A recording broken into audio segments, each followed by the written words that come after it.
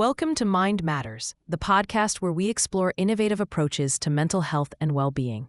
I'm your host, Amira, and today we're diving into the fascinating world of bibliotherapy. And I'm Jamal, joining Amira to unpack this intriguing therapeutic approach. Amira, can you start by explaining what exactly bibliotherapy is? Certainly, Jamal. Bibliotherapy is a therapeutic approach that harnesses the power of reading to address emotional and psychological challenges. It involves using books, particularly self-help literature, as a means to gain insight, develop coping strategies, and work through personal issues. That's really interesting. So it's not just about reading for pleasure, but actively using books as a tool for self-improvement and healing. Exactly. While reading for pleasure certainly has its benefits, bibliotherapy is a more structured approach. It often involves specific self-help books that provide information on overcoming emotional problems and teach readers practical techniques they can apply in their daily lives. I see. And what kind of techniques are we talking about here? Great question, Jamal. Most bibliotherapy programs are based on cognitive behavioral therapy, CBT principles. These books typically guide readers through exercises and strategies to identify and change negative thought patterns and behaviors associated with conditions like depression or anxiety.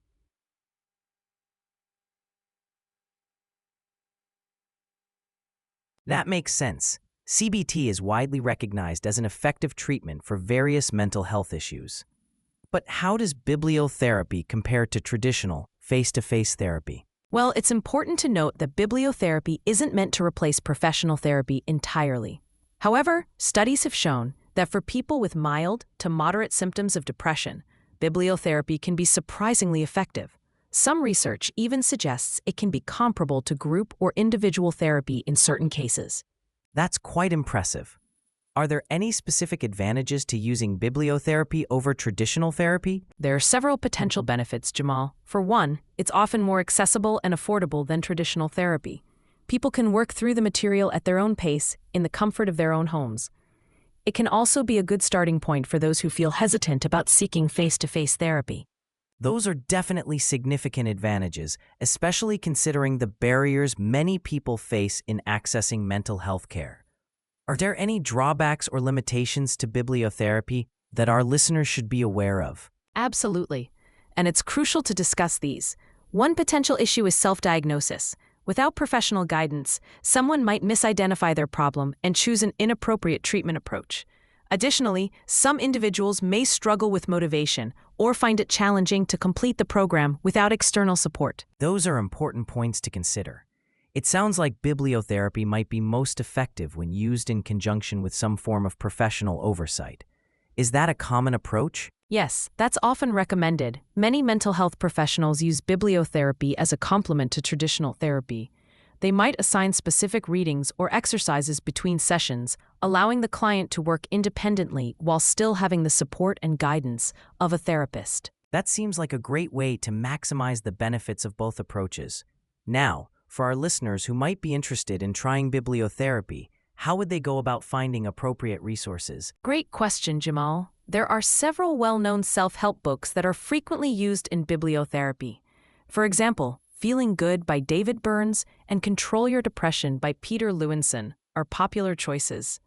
For our Australian listeners, Beating the Blues by Susan Tanner and Gillian Ball is a good option.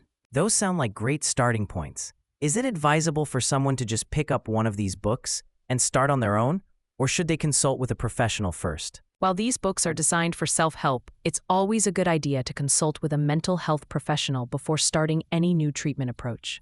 They can help determine if bibliotherapy is appropriate for your specific situation and recommend the most suitable resources. That's sound advice. Now, I'm curious about the effectiveness of bibliotherapy for different age groups. We know our audience includes many university students. Is there any research on how well this approach works for young adults? That's an excellent point to bring up, Jamal. While much of the research on bibliotherapy has focused on adults in general, there is growing interest in its application for young adults and college students. Some studies have shown promising results in using bibliotherapy to address issues common among this age group, such as stress management, anxiety, and depression. That's encouraging to hear. Given the mental health challenges many students face, especially in light of recent events like the COVID-19 pandemic, having accessible tools like bibliotherapy could be really beneficial. Absolutely. The pandemic has indeed highlighted the need for accessible mental health resources. Bibliotherapy, along with other self-help approaches like computerized CBT programs, can be valuable tools in supporting student mental health, especially when traditional services are stretched thin. It's clear that bibliotherapy has a lot to offer. As we wrap up, Amira, what would be your key takeaway for our listeners about this approach? I think the main takeaway is that bibliotherapy can be a powerful tool for self-improvement and mental health support, but it's not a one-size-fits-all solution. It works best for mild to moderate issues, and ideally should be used in conjunction with professional guidance. If you're interested in trying bibliotherapy, start by talking to a mental health professional to see if it's right for you. That's great advice, Amira. Thank you for this insightful discussion on bibliotherapy. To our listeners, remember that while books can be powerful tools for healing, they're just one part of a comprehensive approach to mental health. Always seek professional help if you're struggling.